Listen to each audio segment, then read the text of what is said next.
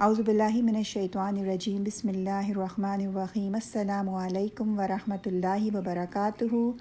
اور آج ہم بات کرنے جا رہے ہیں ایک بہت ہی خوبصورت مہینے کی، جس کا نام ہے رمضان۔ آئیے تھوڑا سا اس مہینے کے بارے میں جانتے ہیں۔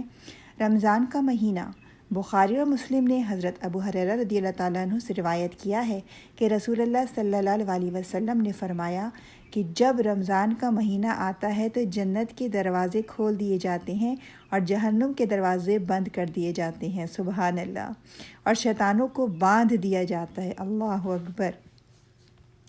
یہی بات ترمذی اور ابن ماجہ میں اس طرح آئی ہے کہ جب رمضان کے مہینے کی پہلی رات آتی ہے تو شیطانوں کو قید کر دیا جاتا ہے اور آگ کے دروازوں کو بند کر دیا جاتا ہے، پس اس کا کوئی دروازہ کھلا نہیں رہتا، اور جنت کے دروازوں کو کھول دیا جاتا ہے، سبحان اللہ، پس اس کا کوئی دروازہ بند نہیں رہتا، اور پکارنے والا پکارتا ہے کہ اے خیر کو چاہنے والے آگے آ، اور اے شر کو چاہنے والے رک جا، اور اللہ لوگوں کو آگ سے آزاد کرتا ہے، اور ایسا ہی ہر رات کو ہوتا ہے، سبحان اللہ۔ رونگٹے ہمارے کھڑے ہونے چاہیے یہ والی باتیں سن کے۔ اللہ تعالیٰ ہم سب کو ان کو سمجھنے کی دل سے توفیق عطا فرمائے، آمین۔ شیطان کا باندھا جانا فرد کی نسبت سے ہے، نہ کہ عمومی طور پر تمام لوگوں کی نسبت سے، یعنی اس کا مطلب یہ نہیں کہ دنیا بھر کے تمام شیطان ایک مہینے کے لیے مکمل طور پر باندھ دیے جاتے ہیں، بلکہ اس کا مطلب یہ ہے کہ رمضان کے مہینے میں شیاطین اس فرد کی نسبت بندھ جاتے ہیں جو صحیح معنوں میں روزے دار ہوں، جو تمام آداب و شرائط کے ساتھ روزے کا اہتمام کرے۔ رمضان کے مہینے میں ایسے روزے دار شخص کے اوپر شیطان غیر مؤثر ہو جاتا ہے، سبحان اللہ۔ اس حدیث میں بظاہر صوم کی بات کہی گئی ہے، مگر دراصل وہ صائم کی بات ہے۔ اس میں انسان کا ذکر ہے جو روزے سے یہ فائدہ حاصل کرنے کی کوشش کرے، جو حدیث کے الفاظ میں روزے کو اپنے لیے ڈھال بنا لے۔ جب رمضان کا مہینہ آتا ہے اور ایک بندہ مومن اللہ کی خاطر اس کے روزے رکھتا ہے تو اس کو تقویٰ کا تجربہ ہوتا ہے۔ اس عمل کے دوران اس کے اندر اعلیٰ قسم کی ربانی کیفیات ابھرتی ہیں جو آدمی کو ان فائدوں کا مستحق بنا دیتی ہیں جس کا ذکر حدیث میں کیا گیا ہے۔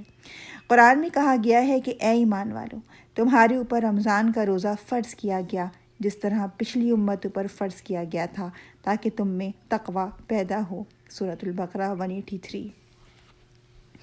تقویٰ دینی حساسیت کا دوسرا نام ہے۔ اس اعتبار سے روزے کا مقصد یہ ہے کہ آدمی کے اندر دینی احساس کو بیدار کیا جائے، اس کو بے حس انسان کے بجائے ایک حساس انسان بنا دیا جائے۔ ہر آدمی کی فطرت میں ایک ربانی انسان موجود ہے۔ روزہ اس لیے ہے کہ وہ آدمی کے اندر چھپے ہوئے اس ربانی انسان کو جگا دے۔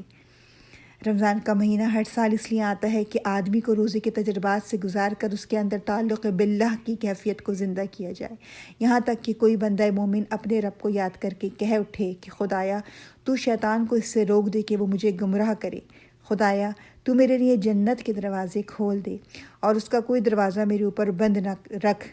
اور تو میرے اوپر جہنم کے دروازے بند کر دے اور اس کا کوئی دروازہ میرے لیے کھلا نہ رکھ۔ جس شخص کا روزہ اس کے لیے اس پکار میں ڈھل جائے وہی وہ شخص ہے جس کے حق میں مذکورہ حدیث کے الفاظ پورے ہوں گے۔ روزہ گویا ایک سالانہ موقع ہے جب کہ آدمی شیطان کو باندھ کر اس کو اپنے سے دور کر سکتا ہے۔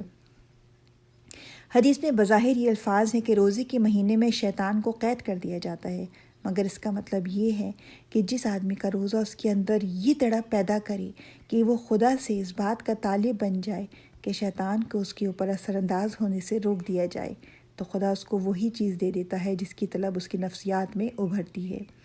اسی طرح حدیث میں بظاہر یہ کہا گیا ہے کہ روزے کے مہینے میں جنت کے دروازے کھل جاتے ہیں اور جہنم کے دروازے بند کر دیے جاتے ہیں، مگر اس کا مطلب یہ ہے کہ جس شخص کا روزہ اس کے اندر یہ احساس بیدار کر دے کہ وہ پکار اٹھے کہ خدایا تو میرے لیے جنت کے دروازے کھول دے اور جہنم کے دروازوں کو میرے اوپر بند کر دیجیے، تو اس کے لیے خدا اس کا فیصلہ دے دیتا ہے جو اس نے خدا سے اپنے لیے مانگا تھا، سبحان اللہ۔ ہر عمل آدمی کو کسی انعام کا مستحق بناتا ہے۔ روزے کا عمل آدمی کو اس بات کا مستحق بناتا ہے کہ اللہ اس پر اپنی خصوصی